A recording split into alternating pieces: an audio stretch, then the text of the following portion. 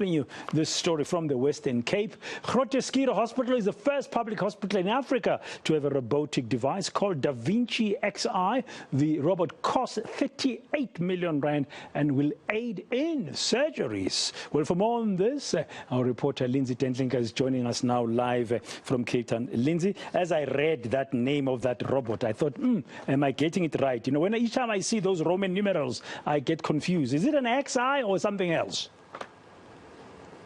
You're correct, Dan. It is an XI. Don't worry. We were all a little bit confused this morning and asked those who are responsible for that machine exactly what that meant. It's a fourth generation Da Vinci robot that can perform all kinds of amazing surgeries. While it's the first of its kind for a state facility in Africa and also the most high-tech of those similar robots that are available in South Africa, there are a few hospitals, at least in Cape Town, that we know, private facilities that have older generation models of this particular robot, but certainly no state facility has such a cutting-edge machine that the hospital here in Cape Town, known for being at the forefront and the first of many kinds of surgeries, that they will be using this machine. They hope to speed up and to be able to treat more state patients. Dan, the CEO of the hospital, Dr. Bhavna Patel,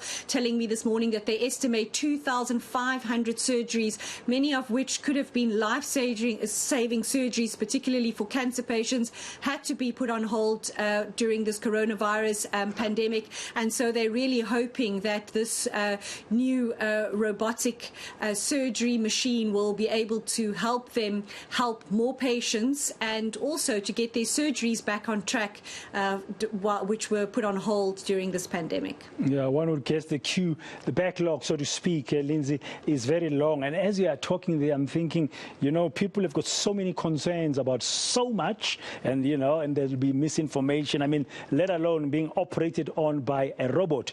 Is Groote Schuur embarking on an awareness campaign, I mean, an educational one, to make sure that people understand exactly that you won't be alone there with a robot? There will be medical professionals with you.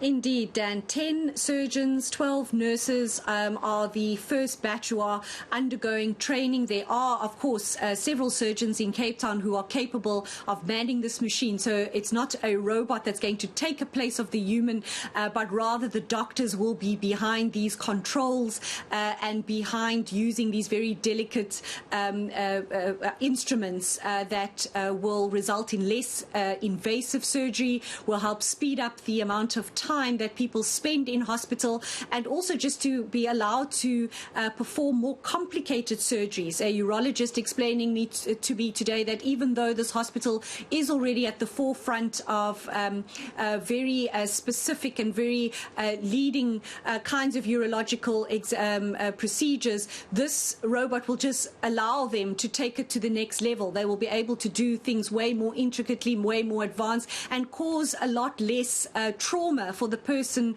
who's at the receiving end of the surgery. So these surgeons are being trained by others who are here in Cape Town who can already use these kinds of robots. Once they have done that, they will go overseas. They will have to perform test surgeries on an animal dummy, if you will, before they are accredited. And then once they get back to South Africa, still, Dan, they are not allowed to perform those surgeries solo. They will be watched over by what's known as a proctor, which is somebody who is well skilled and qualified at using these robots to perform these surgeries. So it's not until early next year, February or March next year, the CEO of the hospital telling me that they'll probably start performing the first of these surgeries using this very high-tech robot.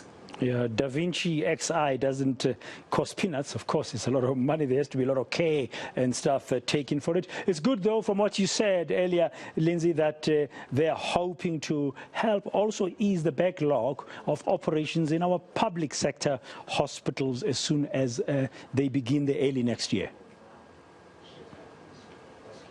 Yes, Dan, the CEO said she didn't want to call it a backlog per se, but rather wanted to look forward, give the surgeons an opportunity to learn more, to better themselves, to elevate the hospital. And really, while they can't put COVID-19 on the back burner, they have to continually be prepared for a next wave. They really wanted to get their surgical program back on track to help as many people as possible. And so they're hoping, in future, in months to come, that this robot will help them even maybe perform more surgeries, because patients will spend less time in hospital if they receive procedures, using this robot, and they will have less complications, less blood loss, a whole range of advantages, not only for the surgeons who are performing these very complicated, mostly urological and gynecological examinations, but this robot can really perform a whole host of surgeries, thoracic surgeries, cardio surgeries.